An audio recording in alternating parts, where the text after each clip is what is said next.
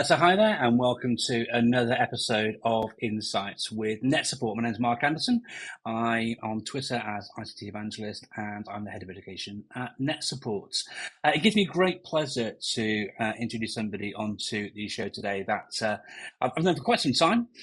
He is a former physics and maths teacher who, for as long as I've known him, has wanted to see more evidence base behind how teacher CPD happens and takes place in the workplace. And then 11 and a half years ago, he founded the Teacher Development Trust.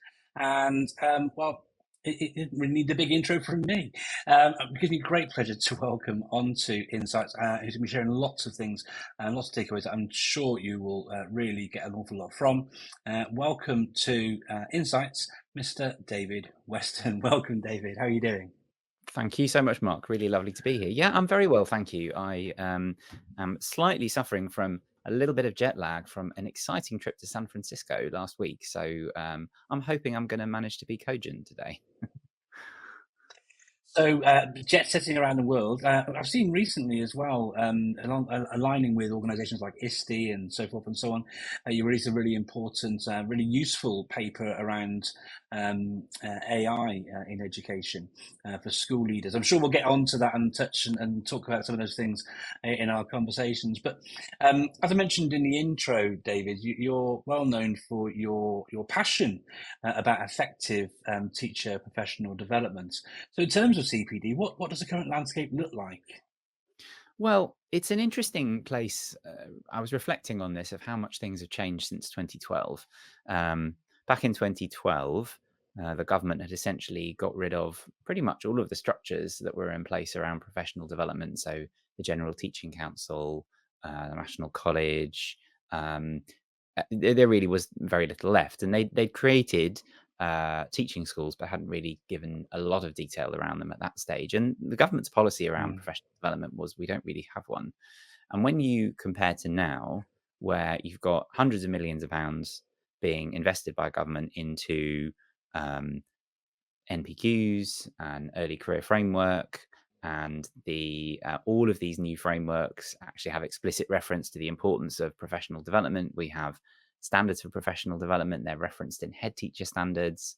We have the new teaching school hubs. I mean, the world has changed quite a lot, but the world has also changed quite a lot. So, in the background of that, obviously, we have one of the toughest situations we've ever seen in terms of recruitment retention. We have, frankly, a profession still recovering from the pandemic and just the changes in the world of work that came about because of that. Mhm. So a lot of things have changed really quite significantly. I would say the other factors we might want to look at would be not only the rise of sort of teaching school hubs and lead providers and those sorts of things, but also as trusts have grown, you're gradually seeing more trusts or groups of schools take on functions. And something that's emerged in the last few years has been this idea that trusts will have some form of institute or a professional development, more formalized function at the heart of them. So we're in this strange state where you've got some bits still provided by some local authorities. You've got some things from teaching schools, some things from trusts. You've got some national providers. You've got still lots of providers who do other pieces of work across the sector. We've now got a Chartered College of Teaching. So it's very fragmented. There's probably more resource going into it now than there was 10 years ago. But the issues we face in the background are bigger. So, yeah, that's a complicated answer, really, isn't it? It is quite complicated. If we're looking historically, though, let's sort of take that lens back to 10 years ago to where we are today. Do you think, what we know about effective teacher professional development has improved? Do we see we've got different pockets of different places and spaces and being provided from councils or within trusts or so forth and so on. But do you think the actual conversation and actual effective professional development has actually Um, yeah, I think things have moved on. So on the one hand, there's a lot that we knew then that we still know now. So we know that it's very common for teachers to experience one-off professional development, and we've known for years. We've known really since the 1990s that is not a great idea. I mean, we've known longer than then, but sort of the research, the really great quality research started coming out in the 1990s and onwards.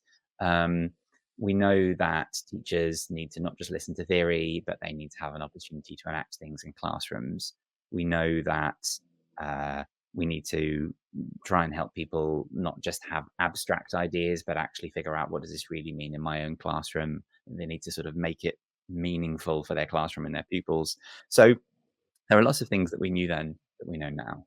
I think what has been clarified in the research over the period is that it's not just about the process of professional development, um, but it's there are some specific design features or mechanisms. I really like the Education Endowment Foundation report on professional development. I think that's a useful addition. I don't think it's the only report we should be looking at, but it's a very useful addition. But also, it's not just these mechanisms in design and content, but actually it's the context, the culture, the conditions within which this happens. And I think we know more about that now than we did before. 10, 12, 11, 12 years ago, we could easily say, teachers need to trust each other. But actually, we've got a lot more quantitative data now, which says very specifically that when teachers are able to work together in pairs and they do trust each other and they feel more supported, then it's much more likely that they're going to improve over time, that the learning Mm. will be something they feel they can apply. And actually, we're beginning to get into the cognitive science and the neuroscience of why that might be. So we know more about what teacher expertise is probably like in teachers' brains. So I think things have moved forward quite a lot. Um, I would imagine that some of the key messages we still need to put out about please stop designing one-off activities for teachers and give teachers great opportunities to learn over time like we do pupils. I suspect we'll Mm. keep doing that because organizations make it feel like, oh, let's just say this and let's just do this. And we're all incredibly busy, and schools will always be busy. So we do know more. I would say the core messages are the same, but I think there are some really important nuances that have developed since then. No, I think you're absolutely right. Sort of taking my NetSupport hat off for a moment and putting the hat on where I deliver support and training to schools. Certainly during that time, and there's still an appetite for those one-off inset days, like you say, but I do have conversations with head teachers where I say, well, this is good, but what, so what?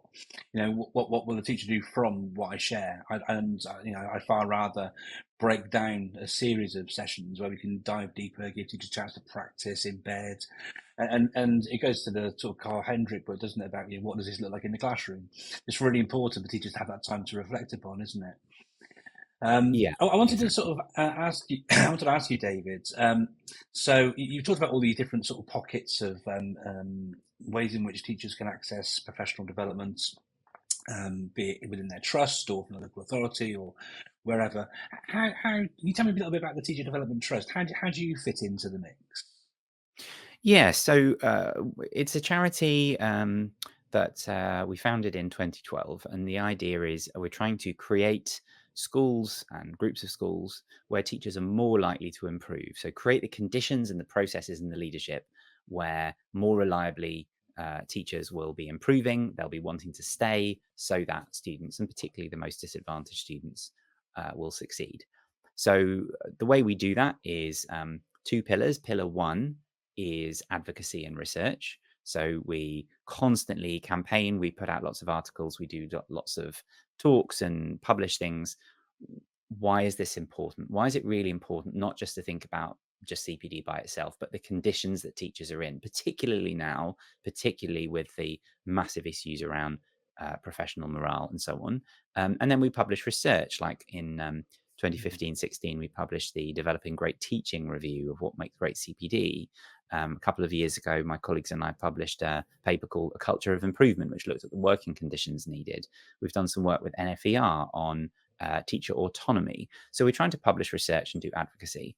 But I suppose our bread and butter is actually helping schools and leaders to make this better. So a core of our work would be coming to a school or a group of schools. We run a survey, we do interviews with staff, and then we get down to the nitty gritty. How well is your school developing staff, and how could you do that better? So that could be anything from how are you organizing professional development? How are you organizing meetings, senior leadership meetings, whole school team meetings? How are you organizing school improvement plans? How are you doing appraisal and career development? How are you accessing research? How are you evaluating impact? And all of these pieces together, benchmark that and just really help schools understand how to do it better to get more bang for their buck to help teachers stay, and then train teachers to do that. And then most recently, we've started offering the NPQs, the National Professional Qualifications, as one of the government's lead providers. So that's the work that we do, is really we'll come and help you make your school a place where teachers are more likely to get better, more likely to stay, and more likely to help students succeed. That's fantastic. And if you wanted to find out more about that and the work that the Teacher Development Trust does, then if you're watching, then you can see the website address scrolling across the bottom. If you're listening on the podcast version of Insights, then please do visit the Teacher Development Trust on their website at https://tdtrust.org, and I'll get you all of the information you need from there. And there's lots to read on there as well, isn't there, David? There is. So we're constantly publishing blogs and research studies and examples. So we're just really interested in how you create expert schools, really. Expert schools, expert leaders. And for example, you alluded to the fact that we recently published some guidance for school leaders on how might you deal with AI. What does that mean in terms of the development of your staff and your curriculum? And we like to work with really great organizations. So in this case, we work with the big US and global organization, ISTE, as well as their two school leadership unions and the Confederation of School Trusts. So we publish resources like that. There's lots of research studies on there you can download and have a look at. But also, frankly, we're a bunch of school improvement and CPD nerds. So we just love it when people get in touch with us and we can just chat through what's happening in your school, in your trust. How can we help you? And there's various events and things you can attend on there. So yeah, we'd love you to come along, have a look, get in touch, come along to an event, follow us on Twitter, LinkedIn, etc., and have a bit of a chat about how we can lead teaching, learning, CPD even better. No, absolutely. And I've seen, the work I see from the outside, because outside in, obviously. But from the various events I've been to, where I've seen you speaking and sharing, you do it everywhere you can, left, right, and centre. But be it speaking at things like the Education Festival, like I mentioned just before we came on air, through to the sharing you do on social media, through to the reports like that AI for school leaders. I think it came together recently. Are there any other sort of tools or resources you're developing to support teacher development at the moment, David? Anything interesting in the pipeline? Yeah, absolutely. So there's all sorts of bits and pieces, and I suppose all of this is rooted in we come at this with quite a strong set of values about what we believe is the right way to do all of this. And we always talk about the idea of being smart. That's really research informed. Having a lot of heart and actually really bringing people along with the journey, meet people where they are, and also have a humility, be humble around all of this.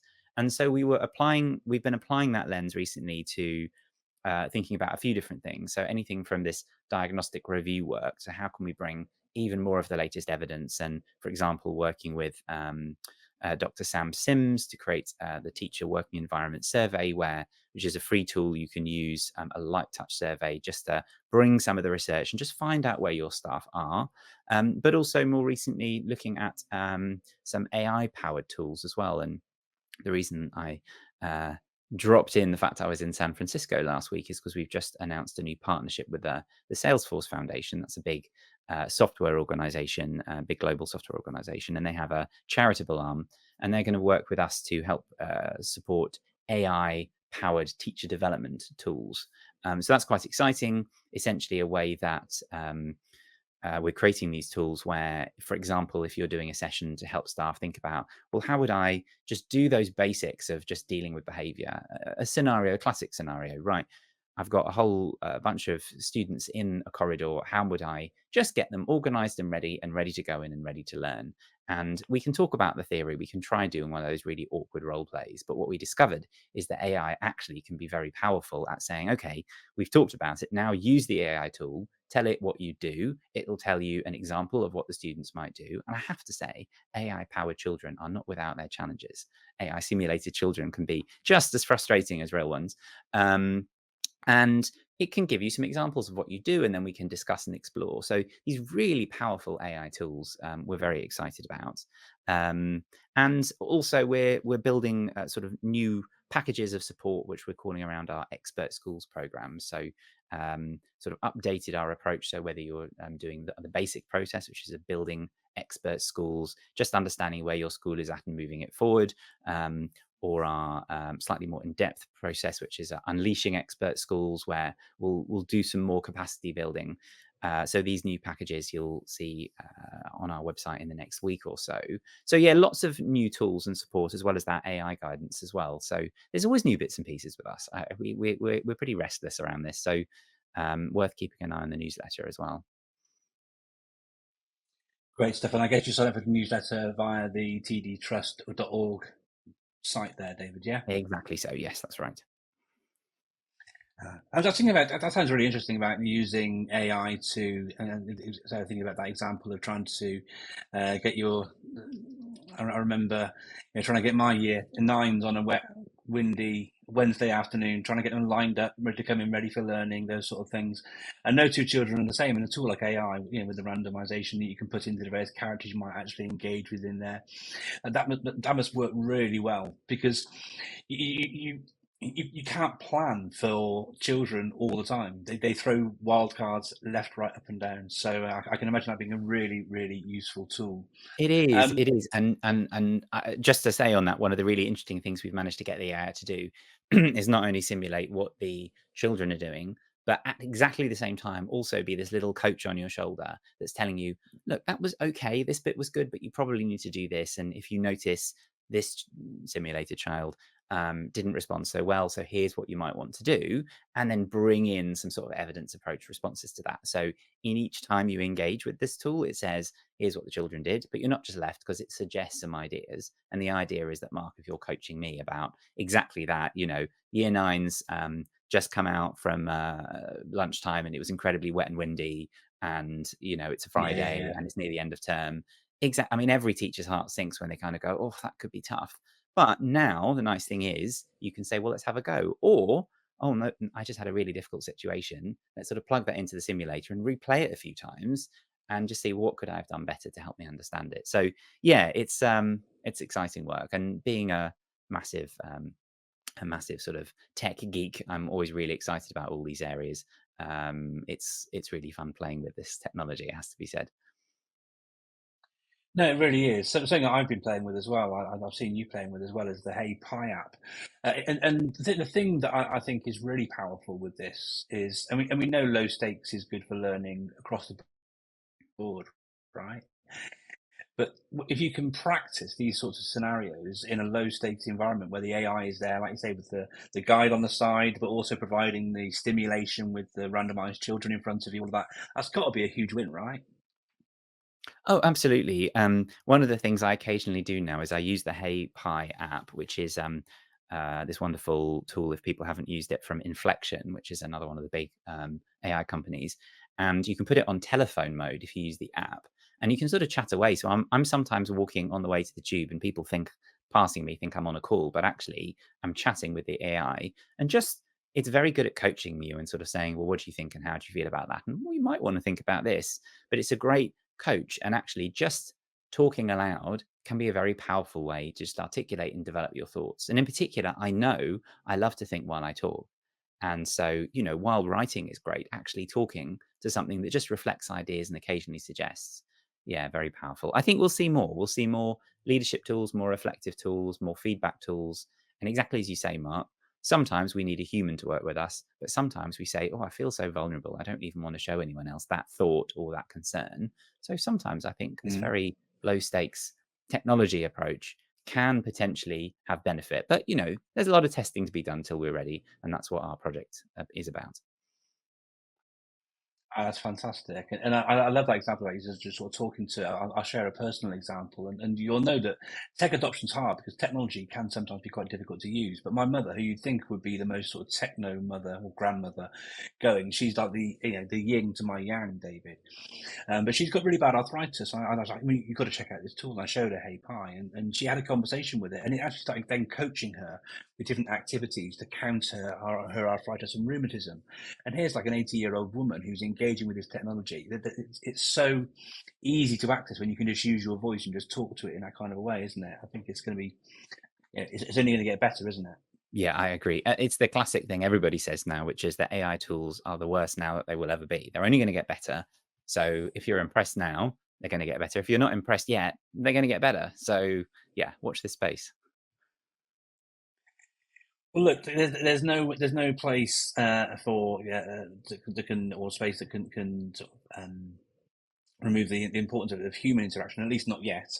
Given what you've learned over the years about effective teacher CPD, what would you say, if you're thinking about, if someone's listening and thinking it's all very well and good, and I'm sure I can go and visit the Teacher Development Trust website, or I can follow David and get some hints and tips. But if you could drill down into the sort of what are the secrets to effective teacher CPD, could you sort of, like a really good consomme, could you sort of really sort of concentrate that down into a few sort of top takeaway tips? Yeah, I can. Let's sort of do almost part one, a couple of general ideas, and then part two, what does that mean for a few different people? So, part one, we know that for really good professional development, we need to start with ideas that are really going to help most people most of the time. So, using research, areas like formative assessment, really good feedback. Is really good. Metacognition is a really good area. There are some of these areas which just are just going to be very powerful. And we have a lot of good evidence of what they're going to look like. So using good evidence, but then making it relevant to the phases, the year groups, the topics and subjects we're teaching is really important as well, because if you've got a bunch of computing teachers and a bunch of PE teachers and a bunch of art teachers, all of our needs are going to be quite different. And just telling us some ideas about formative assessment won't be enough. You need to help us say, okay, well, what's that going to mean for a computer lab, for an art lab, for working on a sports field, for example? So helping people adapt and think about their own subjects and how that relates to the curriculum sequence and what we're teaching, that's really important. Mm. It's really important also not just to get too focused on what I am doing as a teacher, but what's the impact I want on pupils. So try and keep a focus on uh, what if I improve my questioning, what would I expect to hear? How would I know it's working better? That I think is quite important as well. But also, we know generally for everybody, if people are stressed and anxious, we don't learn very well. If we're incredibly rushed and under too much pressure, we don't really learn very well. So we have to have protected times to learn as teachers. We need to feel our senior leaders, our middle leaders are really supportive, that we've got the sort of culture where we can open up and talk to each other about problems and challenges and have open conversations. And also, there's something about classrooms where you're not so constantly anxious about there's going to be some bad behavior or there's going to be unpredictable things, that you feel on edge, because essentially that's not great for the pupils to think something's going to go wrong in this classroom. They don't learn very well, and it turns out we don't either. So those are some general principles, Mm. but we also need to think just a little bit about different types of teacher. For a brand new teacher, there's going to be a lot of overwhelm. They're just, when we're brand new, we're just beginning to sort of figure out how we automate things, how we deal with things. But as a new teacher, we don't even see the classroom with expert eyes yet. So you need to spend some time with expert teachers and new teachers working together and explaining, well, what are you seeing and how are you thinking about this? And how can we work through these ideas and begin to build these more sort of expert thinking approaches for novices. And then when you've got teachers who've been around for longer, so, as someone who'd taught for 10 years, actually a lot of my teaching habits became very ingrained by the end of it. So what I don't necessarily want is someone coming along and just giving me a list of top tips. What they need, what I needed is a bit more reflection time. So, well, what are we actually trying to achieve here? And what do you actually do? You might not even know what you do. It's so automatic. So we need to help you make it less automatic, help you think about it, help reflect. You need to be a bit more involved in sort of exploring your own learning. And when you see examples of something else, we need to try and help you just work with you to explore what's different. And bear in mind, there are a lot of teachers who've been around and unfortunately had a lot of bad experiences of professional development.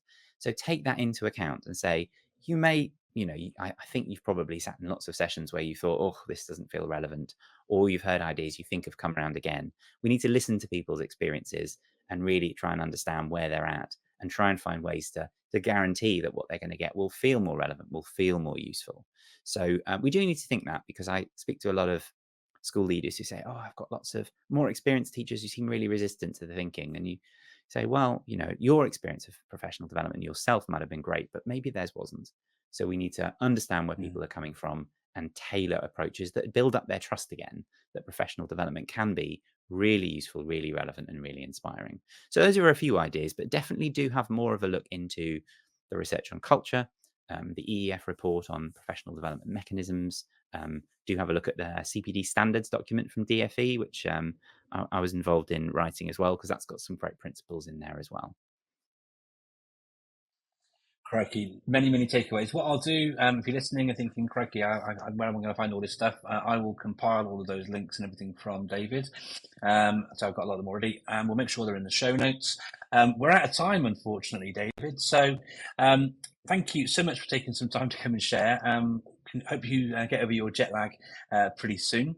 If you haven't grabbed David's contact details yet, I'll just put this across the bottom and read them out for you as well. So you can follow David on social media as informed_edu. His website is informededucation.com. And of course, if you're interested in finding out more about the Teacher Development Trust and the work they do and accessing some of those resources and some of those things that are coming down the pipeline he was talking about, then please do visit the Teacher Development Trust website at tdtrust.org. For now, thank you ever so much for taking the time to join me, David. It's been lovely seeing you again. Thank you for listening. And before you go, I hope you enjoyed the episode. Please don't forget to hit that subscribe button. Thanks for joining us here on Insights with NetSupport, and we'll catch you on the next episode. Thanks for joining us.